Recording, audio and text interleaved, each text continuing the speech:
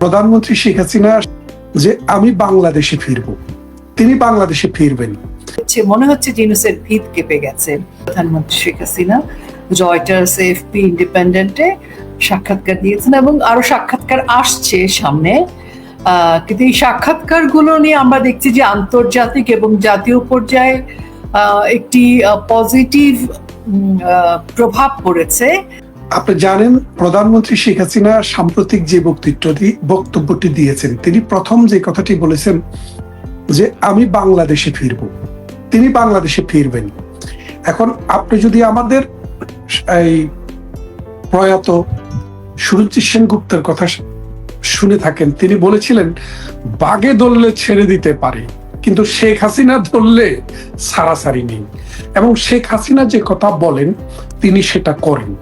পুরো পৃথিবীতে তো যে আপনি 10 জন মানুষকে দেখেন যে রাজনৈতিক মাঠে কথা বলেছে এবং সেই কথাটি রেখেছে, এইরকম মানুষ বাংলাদেশে যদি খুঁজে দেখেন একমাত্র শেখ হাসিনা ছাড়া আর কাউকে পাবেন না। তিনি 1996 সালে ক্ষমতায় আসার পর অথবা 1991 সালে বিরোধী দলের নেত্রী থাকা অবস্থায় বলছিলেন যে আমরা যদি ক্ষমতায় যাই বঙ্গবন্ধু হত্যার বিচার করব, 71-এর ঘাতকদের বিচার করব। তিনি বঙ্গবন্ধুর হত্যারও বিচার করেছেন, ঘাতকদের হত্যারও বিচার করেছেন। এবং জেনে অবাক হবেন, বঙ্গবন্ধু হত্যাকারীদেরকে 1996 সালে আমরা যখন ক্ষমতায় আসি তখন আমরা চাইলে রাস্তায় ধরে ফাঁসি দিয়ে দিতে পারতাম, রাস্তায় কিল করতে পারতাম, কিন্তু আমরা সেটা করিনি।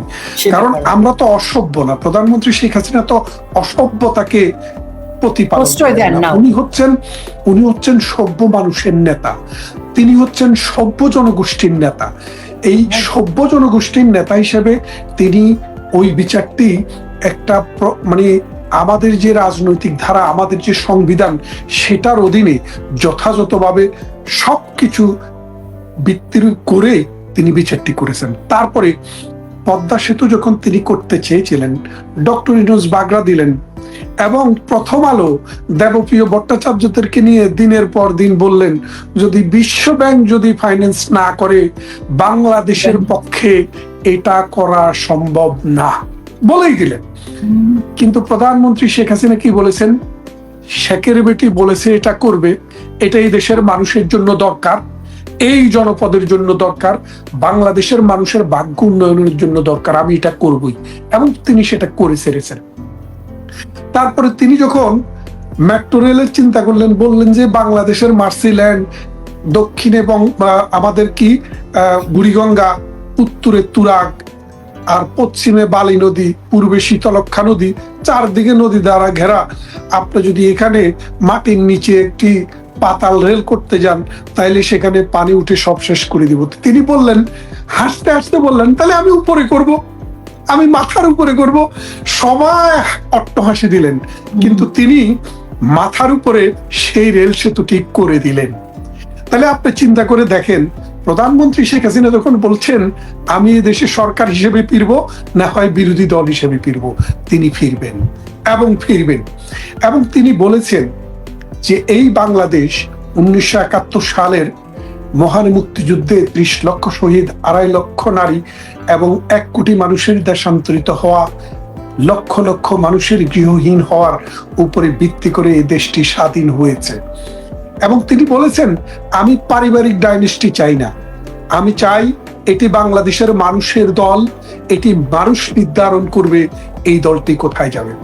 আমি আপনাকে এ পাকে আরেকটি কথা বলে রাখি, একদিন আমি আমাদের সেক্রেটারি জেনারেল ওবায়দুল কাদের ভাইকে জিজ্ঞেস করেছিলাম, কাদের ভাই আপনারা তো দীর্ঘদিন ক্ষমতায়, তা আপনার পরবর্তীতে এই দলের হালটি কে ধরবে, আপনারা এটা ঠিক করে যান না কেন, এটা তো আবাসী ইঙ্গিতও দেখি না। তিনি বললেন যে দেখো মঞ্জু, এই দলটি মানুষের দল, এই দলে মানুষ ঠিক করে নিবে তার নেতা কে হবে।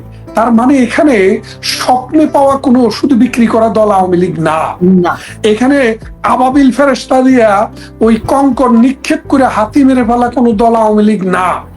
আওয়ামী লীগ হচ্ছে জনগণের দল, এই দেশের মাটি, মানুষ, হাজার বছরের বাঙালি সংস্কৃতি, লালন ফকির, মানে আমাদের যে রবীন্দ্রনাথ, নজরুল, জসিমউদ্দিন, অর্থাৎ আমাদের সাংস্কৃতিক ধারাবাহিকতা, মানুষের জীবন জীবিকা, বাঙালিত্ব, এইসবকে লালন করেই কিন্তু বাংলাদেশ আওয়ামী লীগ আবার বাংলাদেশের মানুষ নিয়ে এখানে আসবেন।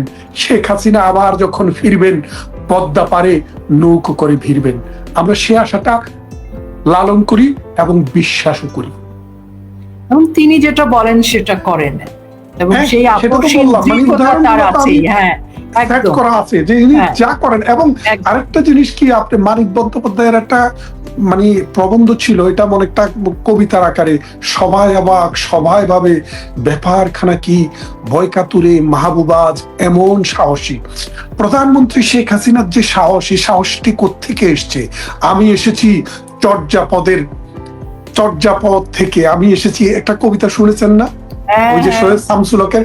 প্রধানমন্ত্রী শেখ হাসিনা জীবনের শুরুতে দেখেছেন তার বাবাকে মৃত্যুদণ্ডের রায় দিয়েছে, মৃত্যুদণ্ডের জন্য আগরতলা ষড়যন্ত্র মামলায় ফাঁসির দড়ি গুচ্ছে তরুণী সে সময় দেখেছে। 1971 সালের আগে 70-এ তিনি দেখেছেন নির্বাচন, মাঠের পর মাঠ ঘুরে বেড়াচ্ছে। 1971 যুদ্ধকালীন সময়ে তার পিতাকে আবার মৃত্যুদণ্ড দেওয়ার জন্য চেষ্টা হচ্ছে। তিনি গৃহবন্দী থেকে দেখলেন বাঙালির জীবন কত দুর্বিষহ। 75-এ সমগ্র পরিবারকে হত্যা করা হলো, কিন্তু তিনি ভেঙে পড়েননি। তারপর আমরা দেখেছি 2004 সালে এরশাদের সময়ে ওনাকে হত্যা করার জন্য লালদিঘিতে কি কঠিন হত্যাকাণ্ড, 7 জন লোক জায়গায় মারা গেল, কিন্তু আল্লাহ তাকে বাঁচিয়ে ফেলেছে। ভীষণ দীর্ঘ। তারপরে উনি বাংলাদেশের জন্য একদম বাংলাদেশের মাটির জন্য তৈরি একটা ইস্পাত লৌহ মানব হয়ে গেছে। হ্যাঁ, এবং 2004 সালে দেখেন তারেক জিয়ার মেটিকুলাস ডিজাইনে এই যে গ্রেনেড হামলা হলো, 4 পাশে লাশ পড়ে গেল, 21 জন মানুষ শাহাদাত বরণ করলো, আল্লাহ তাকে বাঁচিয়ে রাখতো। মানব পাচির তৈরি করে নেতারা তাকে বাঁচিয়েছে, আল্লাহ তাদের উছিলায় তাকে বাঁচিয়েছে। তারপর 2024-এর আগস্টেও উনাকে হত্যা করার যে নির্লক্ষা করা হয়েছিল, তিনি সেখান থেকেও বেঁচে এসছেন। তার মানে আল্লাহ পাকের একটা বিশেষ উদ্দেশ্য আছে। এই বাঙালিকে, এই বাঙালির জন্য মন প্রাণ দিয়ে এই মাটিকে, দেশকে, মানুষকে ভালোবাসে একটি মাত্র মানুষ সবচাইতে বেশি, তিনি হচ্ছেন প্রধানমন্ত্রী শেখ হাসিনা।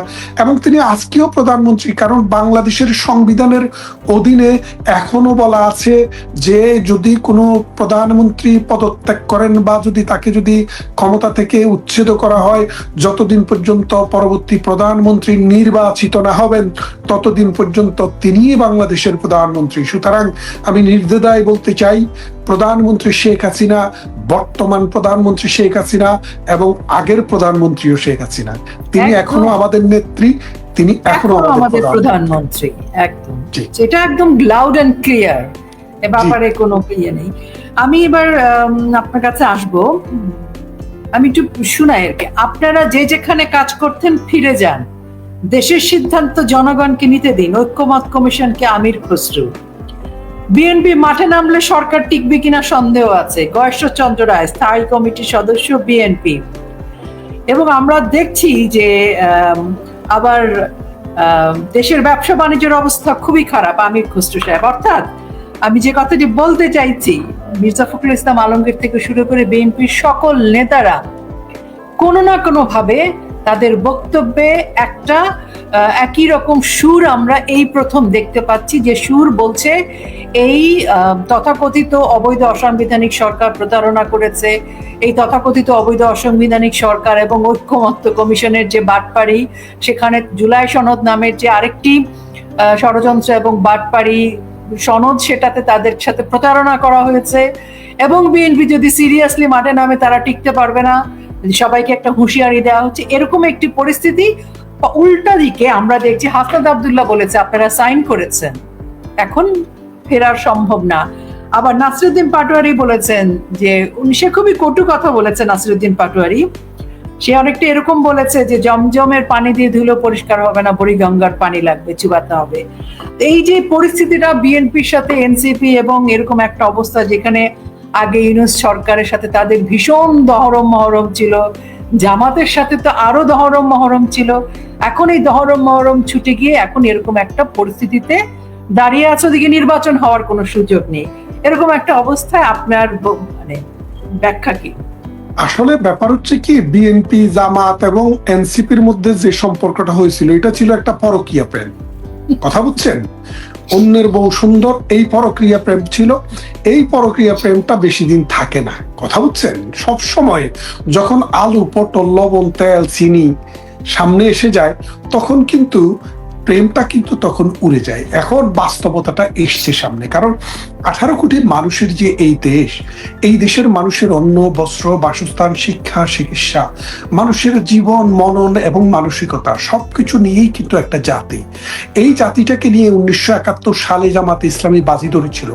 1971-এর পর এই 2024-এ এসেও তারা কিন্তু সে একই জায়গায় আছে। এখনো তারা ক্ষমা চাইতে গেলে 47-এর জন্য বলে যে কি, দেখেন আমাদের দেশে শুধু জামাত না, আওয়ামী লীগও বহুবার বলেছে যে আমরা এত বছর সরকার চালিয়েছি, আমাদের কোনো কাজে যদি আপনারা ক্ষমতা মানে যদি দুঃখ পেয়ে থাকেন তাহলে আমরা ক্ষমা প্রার্থী বলি। কিন্তু যেমন আমিও যদি কোনো পোস্টের জন্য দাঁড়ানোর আগে বলি, হে কর্মী ভাইরা, হে ভাই সবেরা, আপনারা যারা এখানে উপস্থিত আছেন সবার কাছে আমার করজোড়ে মিনতি, যদি আমার কোনো কাজে আপনারা ভুল ত্রুটি পেয়ে থাকেন তাইলে ক্ষমা করে দিবেন। তার মানে হচ্ছে আমি একটা মহামানব, আমি কোনো অন্যায়, বদমাইশ, বাটারি কিছুই করি নাই, আমি একটা ভালো মানুষ, দেখেন তো আমি আপনাদের সামনে এসে ক্ষমা চাচ্ছি।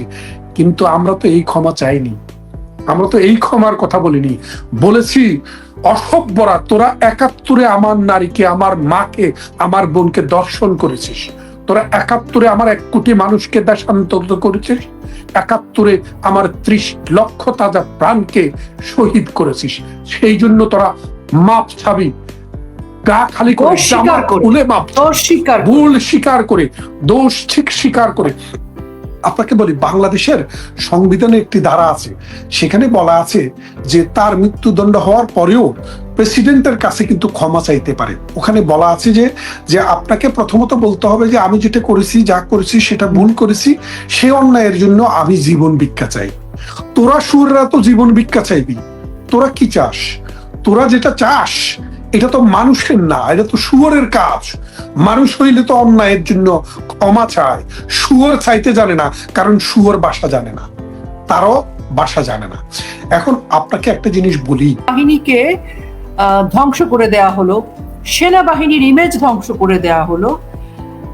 আর এই মুহূর্তে আমরা দেখছি যুব ক্রীড়া উপদেষ্টা তিনি সরকারি টাকায় একটি আলাদা রিজার্ভ ফোর্স তৈরি করছেন, যারা অস্ত্র চালানো প্রশিক্ষণ নেবেন। বিশেষভাবে একটা প্রশিক্ষণ দেওয়া হবে এবং প্রথম দফায় সরকারি টাকায় 8,250 জন তরুণ এবং 600 জন তরুণীকে, 8,850 জনের একটা তালিকা।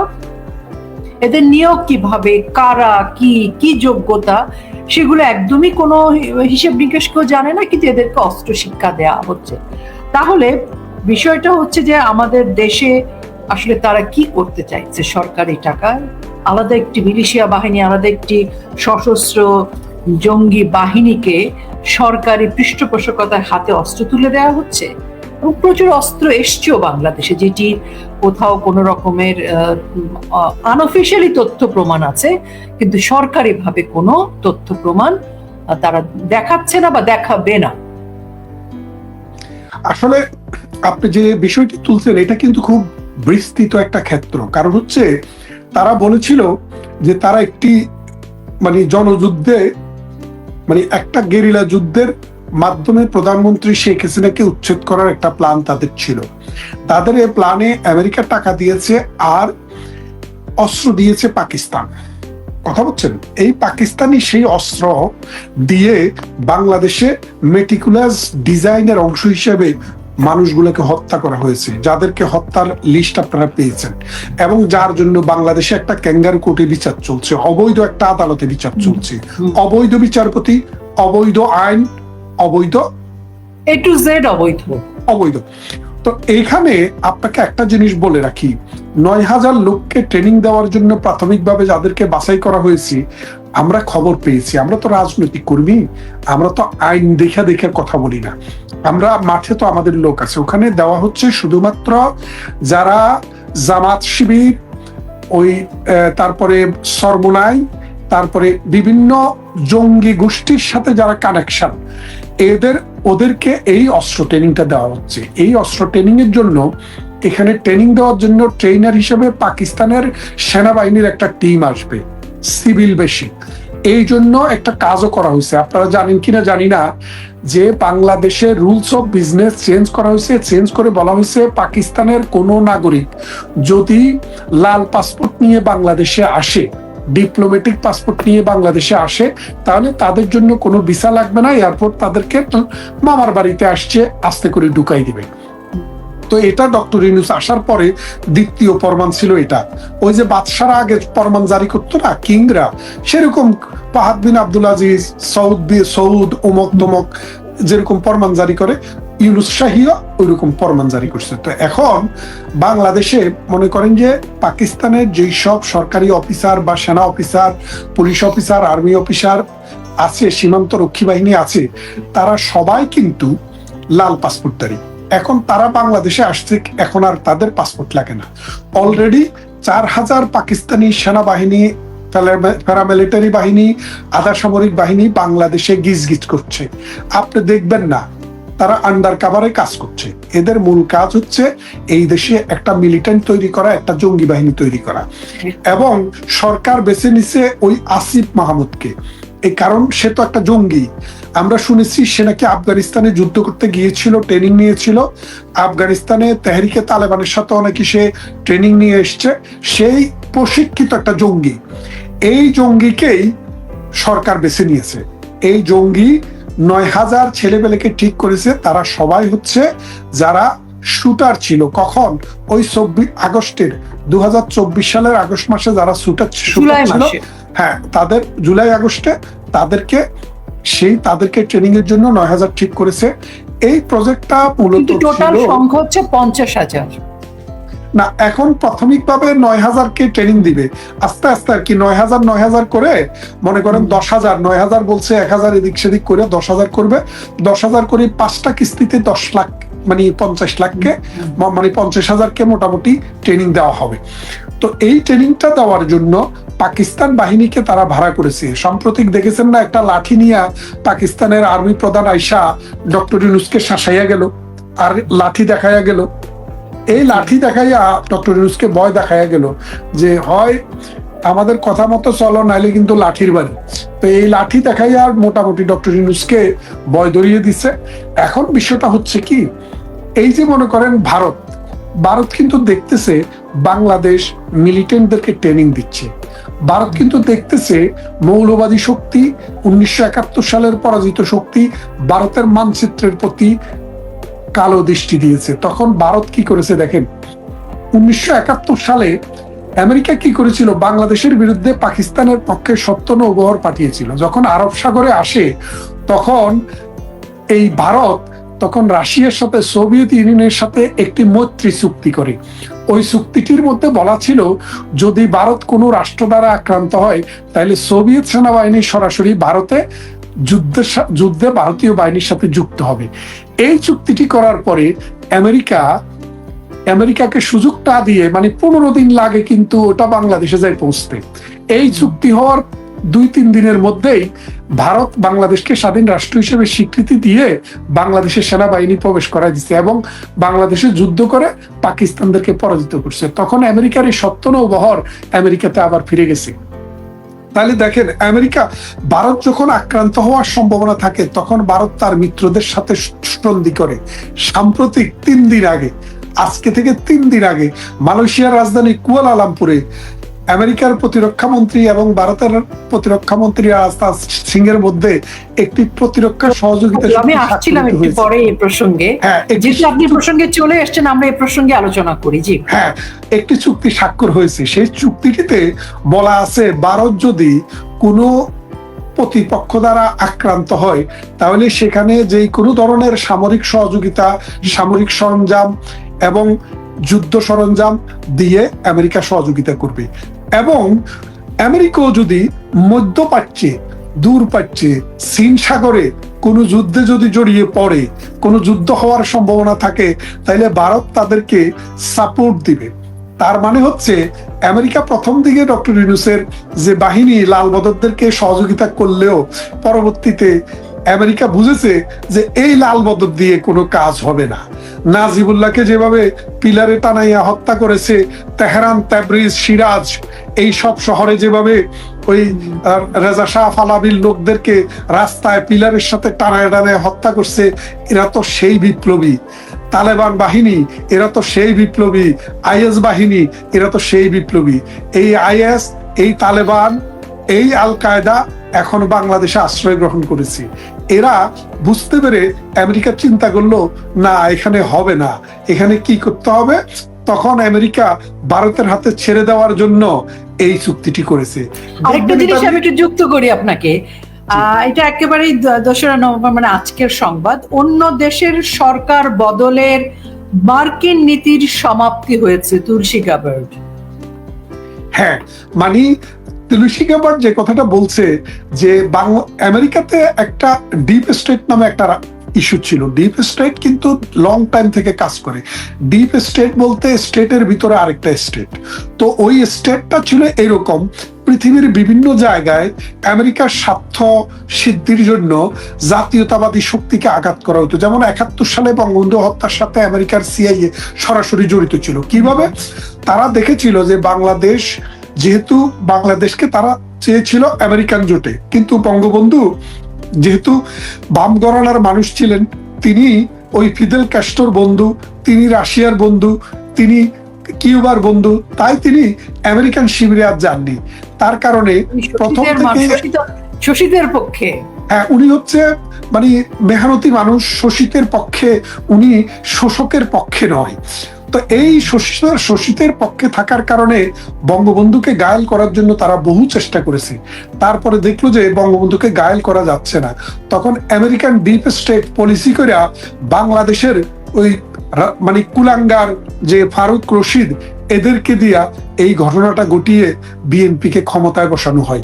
এবং সেটা ছিল আমেরিকান ডিপ স্টেটের একটি পলিসি। শুধু বঙ্গবন্ধু না, ওই সময়ে আপনি জানেন আলেন্দেজ, ওই সিলিতে আলেন্দেজ, কমরেড আলেন্দেজ, তাকে হত্যা করা হয়েছে। আপনারা জানেন লুমুম্বা, প্যাট্রিক লুমুম্বা, গণতান্ত্রিক রিপাবলিক অফ কঙ্গো, তিনি সেই দেশের ফাদার অফ দ্য নেশন, তাকে হত্যা করা হয়েছে। আপনারা জানেন আরেকজন ছিল এই আমাদের বার্মায় এই অং সান সুকির বাবা, তাকেও, ডক্টর অনসন, তাকেও হত্যা করা হয়েছে। আরেকজন ছিল সুহার্তো যে হত্যা করলো সুকর্ণ, ডক্টর আহমেদ সুকর্ণ, ইন্দোনেশিয়ার প্রেসিডেন্ট, উনি ইন্দোনেশিয়ার ফাউন্ডিং প্রেসিডেন্ট। সেই ইন্দোনেশিয়ার ফাউন্ডিং প্রেসিডেন্ট এই কি বলে যে ডক্টর আহমেদ সুকর্ণকেও হত্যা করলো। তার মানে লুমুম্বা, এই বঙ্গবন্ধু, সুকর্ণ, তারপরে সিলির আলেন্দেজ, এদের সবাইকে ওই একই গুপ্তচরের মাধ্যমে হত্যা করা হয়েছে। ঠিক তেমনি এই শেখ হাসিনাকেও পরাজয়ের বিরুদ্ধে মানে যে কারণ, এর মূল কারণ হচ্ছে আমেরিকান শক্তি বাংলাদেশের বন্দরটি চায়, বাংলাদেশটাকে চায়, বাংলাদেশকে তাদের একটা ঘাঁটি বানাতে চায়। শেখের বেটি বলেই দিয়েছে, আমি বেঁচে থাকতে আমার দেশকে আমার বাপও দেয় নাই, আমিও দিব না। এই দেশ, এই মাটি, এই দেশের মানুষের, আমাদের পূর্বপুরুষের, আমাদের সন্তানদের, আমরা কারো কাছে এই দেশকে ইজারা দেব না। তখন এই বাটপার ইউনূসকে তারা চুজ করলো। যেমনটা 1757 সালে ফরাসি আমল কারণে ভগীরথী নদীর পূর্ব তীরে যখন যুদ্ধ হয়, তখন ইংরেজরা দেখছে এই যুদ্ধে জয়লাভ করা সম্ভব না, তাহলে কি করতে হবে? তাহলে ওই তখন আপনি রাজাকার কিনছে, তখনকার রাজাকার ছিল মীর জাফর। সেই মীর জাফরকে কিনা, সে মীর জাফরকে দিয়া 190 বছর ভারতবর্ষকে শাসন করেছে। তারপর আমেরিকা এই ইউনূসকে সেভাবে তৈরি করলো। এখন কিন্তু পাশার দান উল্টে গেছে। এই আয়সা, এই যে এখনকার ডোনাল্ড ট্রাম্প এসে বললো যে স্টেট, আমেরিকাতে স্টেট থাকবে একটাই, সেটা হলো ইউনাইটেড স্টেটস। ডিপ স্টেট আমি আর চাই না। এই ডিপ স্টেট তৈরি করার জন্য ডিপ স্টেটের কারণে বহু অবশিষ্টরে বিশিষ্ট করে ফেলছে। ইউনূস বাংলাদেশের একজন অবশিষ্ট লোক ছিল, তারে দিয়া নোবেল দিয়া তারে বিশিষ্ট করা ফেলছে। তাই অবশিষ্টরা যখন বিশিষ্ট হয় তখন আপনি বোঝেন সভা সমিতির কি দুরবস্থা হয়। অবশিষ্টরা যখন বিশিষ্ট হয়, তারা যখন দেশের ক্ষমতায় আসে, তখন রাষ্ট্রের কি অবস্থা হয়, রাষ্ট্রের চরিত্র কি থাকে। বাংলাদেশ রাষ্ট্রটাকে দর্শন করতে করতে বাংলাদেশ রাষ্ট্র এখন বেহুশ। মানুষের পেটে ভাত নাই, পরনে কাপড় নাই, রিক্সাওয়ালার ইনকাম নাই, ঠেলাওয়ালার ইনকাম নাই, বিনিয়োগ শূন্যের কোটা, গার্মেন্টস শ্রমিকের কাজ নাই। আপনাকে বলি, প্রধানমন্ত্রী শেখ হাসিনার সময়ে প্রতি বছর, এক বছর থেকে আরেক বছর, যে প্রতি বছর আমাদের যে উন্নয়ন সূচক, অর্থাৎ এক বছর থেকে আরেক বছরে আমরা 400 বিলিয়ন অতিরিক্ত আমাদের আয় হতো বেশি, অর্থাৎ জিডিপিতে প্রতি বছর 400 বিলিয়ন, 400 বিলিয়ন আমাদের যোগ হতো। গত বছর কত যোগ হয়েছে জানেন? 197 বিলিয়ন। তার মানে 203 বিলিয়ন কমে গেছে। আরে বেটা, চুরি বদমাশি করে খাইলেও তো 200 বিলিয়ন যায় না। তার মানে উৎপাদনে নাই, চুরি করবি কোত্থেকে বাবা?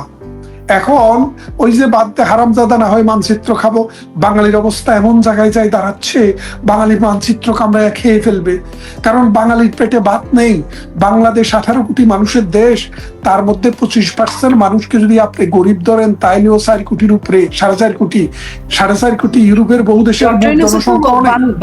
বাংলাদেশ জনগণের প্রতি কোনো মনোযোগ নাই, সে তো এসব করতে আসেনি, সে তো এসছে বাংলাদেশটাকে ধ্বংস করতে। যে কারণে সেই জন্যই তো বলছি ভাই, এই জন্যই বলছি, এই রুশদের মতো পসামালদেরকে এই নোবেল টোবেল পাইয়ে দিয়া, এই অবশিষ্ট লোকদেরকে, এই পসামালকে মোটামুটি মানে জাতে তোলার জন্য আমেরিকা এগুলা করে, এবং জানে যার শীত আর শক্ত সে জাতীয় সত্ত্ব বিক্রি করবে না, যার মেরুদণ্ড শক্ত সে দেশকে বিক্রি করবে না, মাকে বিক্রি করবে না, সন্তানকে বিক্রি করবে না। যার বাঁকা মানে যার মেরুদণ্ড নাই, সে কোনো কিছু পাইলে, কলা মূলা পাইলে, বানরের মতো কলা মূলা যদি পায়, তাহলে সে মাথায় উঠে বসে এবং মাকে বিক্রি করে, সন্তানকে বিক্রি করে। এখন কিন্তু এই প্রতিরক্ষা চুক্তি এবং তুলসী গ্যাবার্ডের এই বক্তব্যের পর কিন্তু যেটা সবাই বলছে সেটা হচ্ছে যে ইউনূস শাহীর পতন তো ঘনিয়ে আসছে। ভাই, কালকে আমি দেখলাম আমার একজন লোক বলছে, কয় যে মানে মুক্তিযোদ্ধারা খবর পাঠিয়েছে, সব সাথীদের খবর দেয়, সারা বাংলা ঘেরাও করে রাজাকারদের কবর দেয়। এই কবর দেওয়ার জন্য তুলসী গ্যাবার্ড আমন্ত্রণ জানিয়েছে। বলেছে তুলসী গ্যাবার্ডের সব কথা তো আর আপনারা মিডিয়াতে পাবেন না। তুলসী গ্যাবার্ডরা এখন যেটা চায় সেটা হলো মৌলবাদী শক্তিকে পৃথিবী থেকে নিচ্ছিন্ন করতে হবে।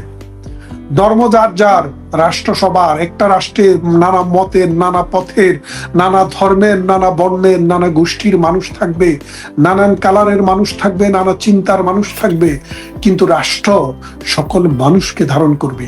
মৌলবাদী শক্তি আপনি দেখেছেন এই ইউনূসের যুগে এসে মাজারগুলোকে কিভাবে ভাঙা হচ্ছে, মসজিদ ভাঙা হচ্ছে, মন্দির ভাঙা হচ্ছে, হিন্দুদেরকে বলছে তাদেরকে মানে হিজাব পরায়া দিবে। আপনি চিন্তা করে দেখেন, এবং প্রকাশ্যে মাইকিং করে বলছে ইস্কনদেরকে দেশ থেকে তাড়াতে হবে, নিষিদ্ধ করতে হবে, জবাই করতে হবে।